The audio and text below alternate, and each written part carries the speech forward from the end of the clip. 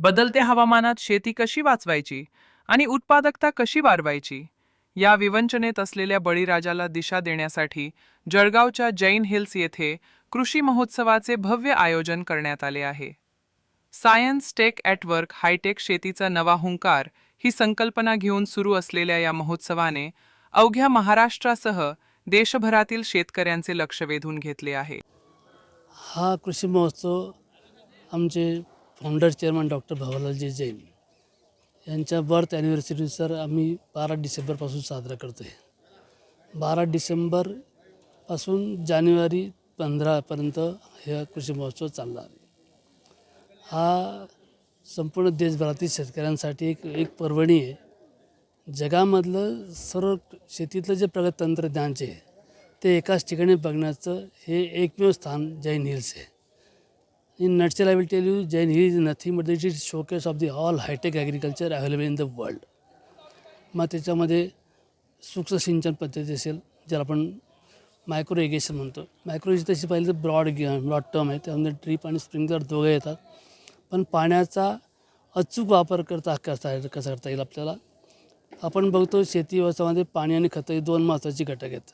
परंतु दुर्दैवाने आपल्या भारतातील शेतकरी पाणी आणि खतं हे पिकांना न देता जमिनीला देत आहेत. त्यामुळे पाणी आणि खतांची कार्यक्षमता फक्त 30 ते 35% आहे पारंपरिक पद्धतीचे. या प्रगत तंत्रज्ञानामध्ये यांचा वापर आपण पाण्यासोबत ठिबक सिंचन पद्धतीतून जर केला तर त्याचा अचूक वापर होणार आहे आणि 90% दोघांची कार्यक्षमता मिळणार आहे. उत्पादन पण वाढेल आणि गुणवत्ताही आपल्याला चांगली मिळणार आहे. याचबरोबर याला आपण सूक्ष्म सिंचन पद्धतीला आपण स्वयंचलित ठिबक सिंचन यंत्रणेला आपण जोडलं, आपण ऑटोमेशनला जर जोडलं तर आपल्याला शेतामध्ये जाऊन वाल चालू बंद करण्याची पण गरज पडणार नाही. मग हे ऑटोमेशन आपण time base, volume base, sensor बेसही वापरू शकतो आपण. म्हणजे आपला पाण्याचा आणि खतांच्या प्रत्येक दाण्यावरती आपला कंट्रोल राहणार आहे. त्यामुळे याची आपली कार्यक्षमता आपल्याला जास्त मिळणार आहे. दुसरं, या सूक्ष्म सिंचन पद्धतीवर दुसरं तंत्रज्ञान आपलं सांगितलं मी ऑटोमेशनबद्दल बोललो. त्याबरोबर आपल्याकडे प्रोटेक्टेड ॲग्रिकल्चर आहे. शेडनेटमध्ये आपण केळी लावलेली आहे, विविध प्रकारची पिकं लावलेली आहे आपण. त्याच्यानंतर याच्यामध्ये पॉली हाऊस आहे, ग्रीन हाऊस आहे, शेडनेट हाऊस आहे. त्याच्यानंतर याच्यामध्ये आपल्याला विविध प्रकारची पिकं जी आहेत, मग आंबा असेल, केळी असेल, पेरू असेल, चिकू असेल, मोसंबी असेल, कांदा असेल, त्याच्यानंतर टोमॅटो असेल, मिरची असेल, ऊस आहे, मका आहे.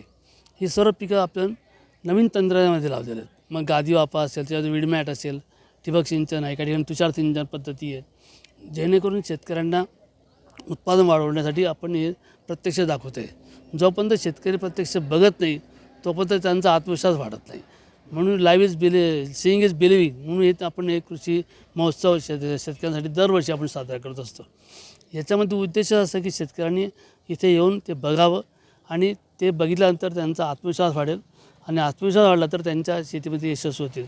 शेतीमध्ये असंख्य समस्या आहे, परंतु असंख्य समस्या कशामुळे आहेत? ह्या त्यांच्यामध्ये आत्मविश्वास नसल्यामुळे आणि बरीचशी शेती जी पारंपरिक शेती आहे. पारंपरिक शेती असल्यामुळे त्यांचं उत्पादन वाढत नाही आहे आणि उत्पादन वाढत नसल्यामुळे त्यांना अधिक नफासुद्धा मिळत नाही. इथे आपण बघितल्यानंतर आपली जी काही पारंपरिक शेती जी आहे ती बाजूला आपोआप सारली जाईल.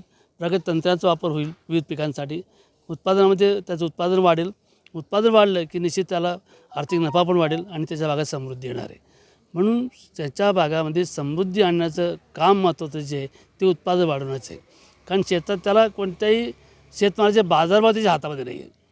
बाजारभाव जर त्याच्या हातात नसतील पण उत्पादन वाढवून त्याच्या हातामध्ये आहे. म्हणून उत्पादन कसं वाढवता येईल याच्यावरती फोकस करण्याकरता शेतकऱ्यांनी हे कृषी महोत्सव आवर्जून बघणं गरजेचं आहे मला असं वाटतं.